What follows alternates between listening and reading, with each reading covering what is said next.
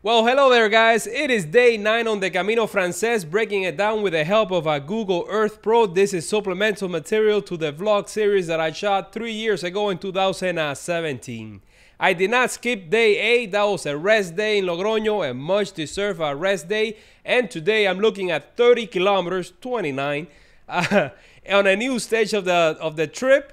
And it is gonna be the first rainy day of my Camino, not the worst one. The worst one is gonna be the day that I get to Burgos. But today is gonna be drizzle and it's gonna be rainy enough where I have to put away my drone. There's no drone footage for today. I know, it happened a few times along the way. And I will get to record sporadically throughout the day.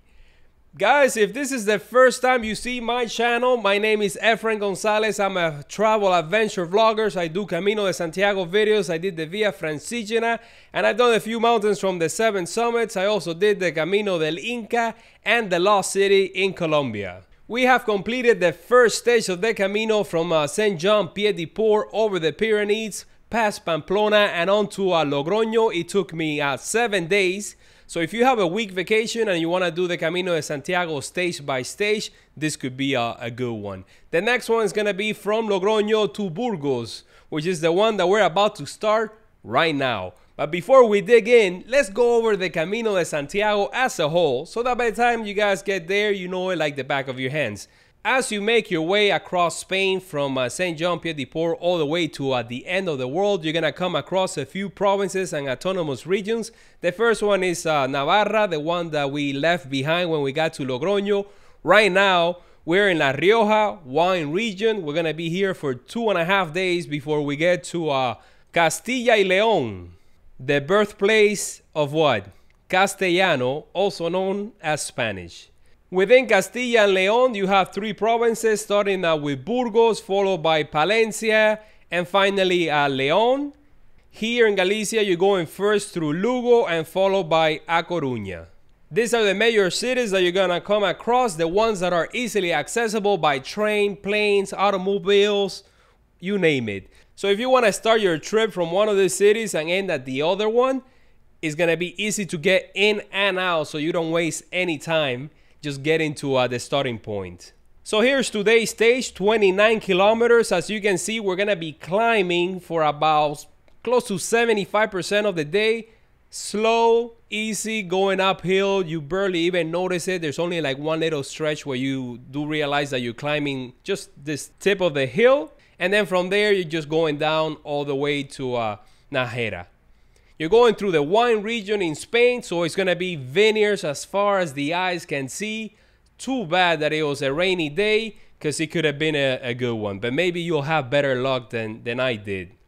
Now, in Logroño, 2 additional caminos merged with the Camino Francés, and those are El Elbro and Ignacio. El Camino Elbro actually ends here in Logroño, and the Ignacio is going to join the Francés all the way to Navarreta, and then it's gonna make a right turn, go over the Picos de Europa, and end close to the Camino del Norte. We're about to enter a new stage of the Camino. We're going back out into the countryside until we get to Burgos, so I hope you guys took out some cash at the ATM, send stuff back home that you really don't need it, or left it at a donation box, stop by a pharmacy and got all the supplies that you need for this stretch. And in my case, I had a very much deserved rest day. My Achilles tendons were killing me. I was having problems with my shoes. I had some hot spots, no blisters, thank God. And I was just taking painkillers just to deal with the pain. On this day, I felt a lot better, and that's why I attempted to do a 30-kilometer day. So the day started bright and early at 6:14 in the morning. Before all the cafes opened, I saw a sign on the door that said 616 kilometers to Santiago. It's actually 617, but who's counting? I had a banana for breakfast that I bought the day before, as all the cafes were closed. They usually open like around 7 a.m. You could see that it had rained the night before. It was drizzling every now and then. I made a quick stop by El Juego de la Oca and the Fuente del Peregrino at 6:18 in the morning. And at around 6:24, when I was by the 2 statues, Los Caminantes, this is when it started to rain. I had to put away my camera and the drone. I took out my rain gear, which by the way on the Francés I took a hard shell and pants. On the Camino del Norte, the Portuguese and the Inglés, I switched over to a poncho because I found out that it was faster to just put the poncho on and take it off than having to stop and take out all my rain gear from my backpack. So as I mentioned before, just making your way out of Logroño is going to take you a while. The good thing is that you have a bunch of ATMs, cafes along the way. You're going by roundabouts, pharmacies, and finally around 6:47 in the morning, I saw one of those pharmacy clocks. It was 7 degrees Celsius, which is 44.6 Fahrenheit. I already mentioned to you how to convert it from Celsius to Fahrenheit just to get an idea. But I was using an app on my phone, Unit Converter, which very easily converts Celsius to Fahrenheit. Also kilometers, miles. It has a bunch of options in there. From this spot, you start walking through a park, just making your way out of town. At least you're not going through like a polígono industrial. So by the time you go under this underpass, under the highway, you're out into the countryside. En Base de la Nájera, here you see people jogging in both directions. So you see the locals, they have restaurants, they have a few rest stops. You're already by the 25% of the way there. This is where I started filming once again. So, you know, it was a long stretch where it was just raining and I couldn't take my camera out. It was 7:48 and just continue on walking. Still, now you're trailing the main road, this highway, which you're going to be seeing it along the way today. There's going to be a lot of traffic on this stage. You're not actually walking on the highway, but you're crisscrossing it and you're seeing other roads that you come across. Not enough farm life as days before because you're in the wine region. But I did see a black cat and a couple of rabbits along the way today. What I also saw was this bull. There's a billboard of a bull on top of this hill. The first time that I came to Spain as a tourist, back then I didn't even know about the Camino de Santiago. I saw one of these billboards when I drove from Madrid to Toledo. So we're done with the highway, at least for now, and we'll continue walking through the vineyards, and it is quite the sight. Unfortunately for me, it was early in the season, so the vine trees were just starting to grow, to sprout.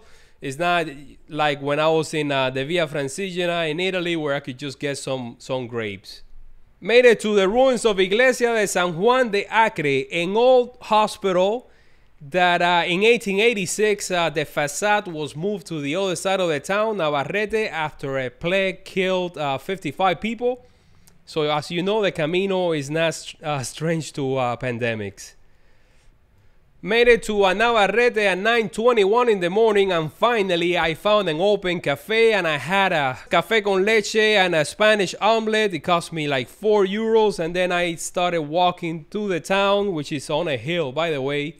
The church on this one is not all the way at the top, but it's close. You have a few water fountains and a few cafes. Made it to Iglesia Nuestra Señora de la Asunción at 9:36. I got a stamp from this church, and I also left my name on the map, first queue and on the map. And I put like a euro donation just so that they would turn on the lights. It's automatically an automatic system, so I could get some shots of the church. Outside, there's a water fountain, and just now I realized that I saw Emma, a pilgrim that I will get to walk with in later stages. She's from Sweden. I saw her here, like taking a quick break. Continue on walking through the town. On my way out, saw a couple of businesses that were closed, and one of them was like a massage parlor. And by 9:55, I was already leaving the town behind. This is where I made it to the cemetery that I talked to you guys about, which is right next to Iglesia de San María de Jesús from the 16th century. And the Portada Románica from the 12th century. This is the facade from the church that was moved here when they created this cemetery in 1886. As I mentioned before, this is where I saw the black cat that almost crossed my path. And I find it hilarious when I go in using a Google Street View and I get to see the same animals that I saw when I did my Camino 3 years ago. Picked up a purple flower, and I was out into the countryside once again. It was 10-11 in the morning, and the rain had turned the trail into a mud bath. So I highly recommend you use gaiters or have shoes that are waterproof so that the mud doesn't go in. It was an overcast day, cloudy. I did not get to see the sun the entire day, and it was also very, very cold. Walked past a pile of rocks here at 10:25. Did not try doing the stacking thing because it was just way too high. And by now we're at the halfway point of the day. You're climbing, slowly making your way up. You don't notice it, but it's there. You get to cross over some secondary roads, backcountry roads, not heavily trafficked. But I did get to see a few tractors along the way today. You walk past the vineyards, and they usually have signs for the pilgrims. They have places where you can take selfies. You know, you can stop, rest. Some of them even have some signs where they tell you the distance to Santiago. Here, right next to the main highway, I saw the sign to Ventosa written on the floor with a yellow arrow pointing in that direction. It was 10:44. Go under a few underpasses. A huge, massive tractor passed by on the trail. And then here you get a choice to make. You have a split on the road. You can continue walking on, or you can go to the town of Ventosa. It's not a big detour, but in my case, I wanted to get some water and buy something for the road for lunch. I wanted to secure something because from here to Nájera, there's really nothing else.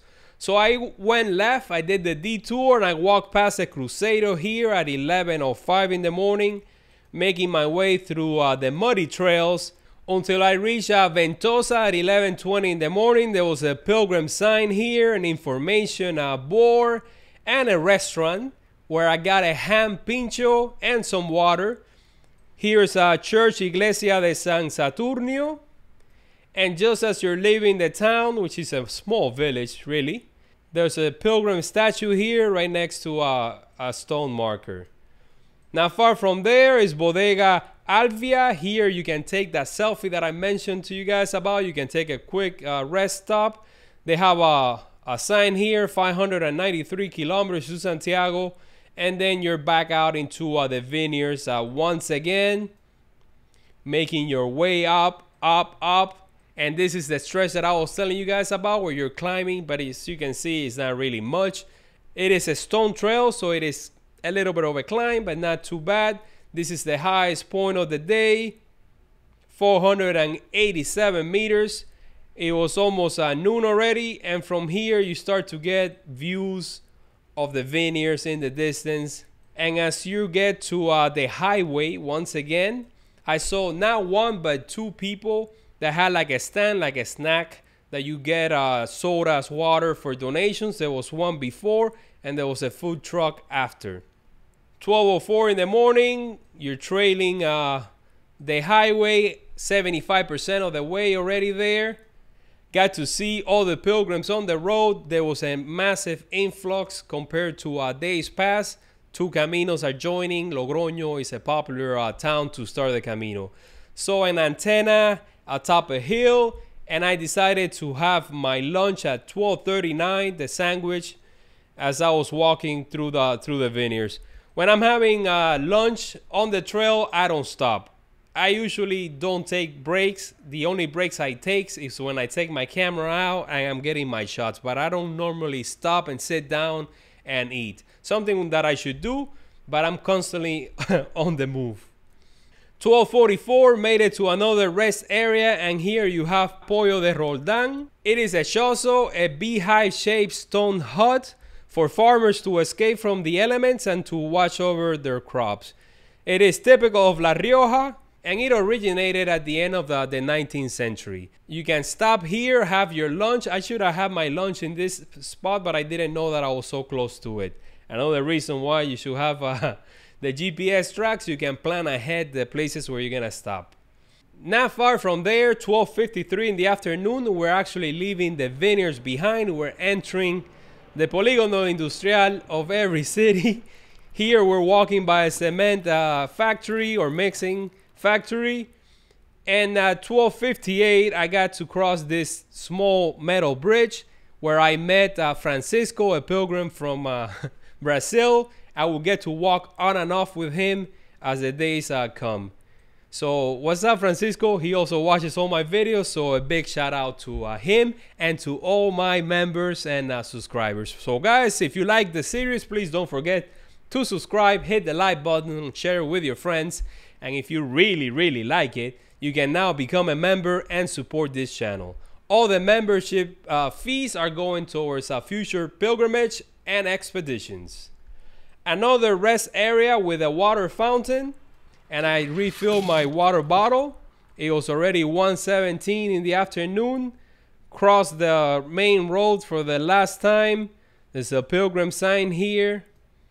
And then just follow the yellow arrows until I made it to town at 1:26 in the afternoon. And what's there to welcome you but a massive vending machine? You're gonna start seeing vending machines along the way. They're good when you need to grab something quick. I usually stop at bars and get orange juices, water, but if you're in a pickle, you can hit one of these. On your way to the historic center, you're gonna go through a few markets where you can resupply, buy things if you wanna cook at the Albergue. Food stands, ATM, bakeries, pharmacies, you got everything. I saw one of those signs outside the pharmacies and it was 1:39 p.m., 10 degrees Celsius. So the day started around 7, it went up to 10. So it was pretty cold throughout the day. And I think at night it was also extremely cold. I said goodbye to Francisco because I was going to the municipal albergue and he had booked a private accommodation here in the historic center.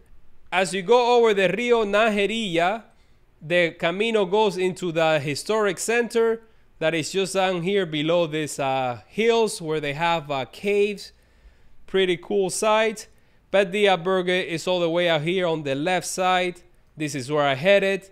Made my way by the river. All this area is full of restaurants. This is where I came back at 8 o'clock to have dinner. But if you do head into the town, you also have a few albergues, a few accommodations, pensiones and such, and private albergues. The municipal albergue here is one of the biggest ones on the Camino. It has 90 beds in one massive open dorm room. Not the ideal place to stay now during the pandemic, but you know, at the time it was just fine. I got there like at 1:45 and the albergue doesn't open until 3 p.m. in the off season, which is when I was walking. I was walking in mid-April. So I had to do a line and then I was one of the first ones to get in. So in order to have some privacy in one of these albergues, what I do is I use my clothes and create like a little curtain by hanging it from the bunk bed. Of course, you need to have the bottom ones, and if you're in a corner, it's perfect. I hand washed my clothes in the laundry room that they have here. It was an overcast day, so there was no chance that it was gonna dry. So I put it on a dryer, which cost me 4 euros. I had to do 2 cycles because they're meant to be used in combination with a washer, and they have the spin cycle, which you cannot do if you do it by hand. So yeah, I had to pay 4 euros for just 2 sets of clothes. I took like a quick nap, and then at 8 o'clock I headed here and I had my pilgrim meal, and then just headed back to the albergue. It was very cold. I had my down jacket, I had flip-flops, my fingers were numb, and around 9 o'clock I just called it a day and I just crashed in my little corner. So guys, that was day 9 on the Camino Francés.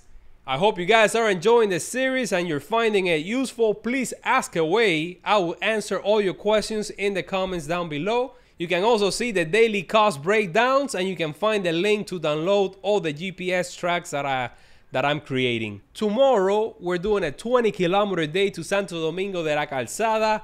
20 kilometers short compared to today, and it's gonna be a good one. So I guess I'll see you guys on the next video.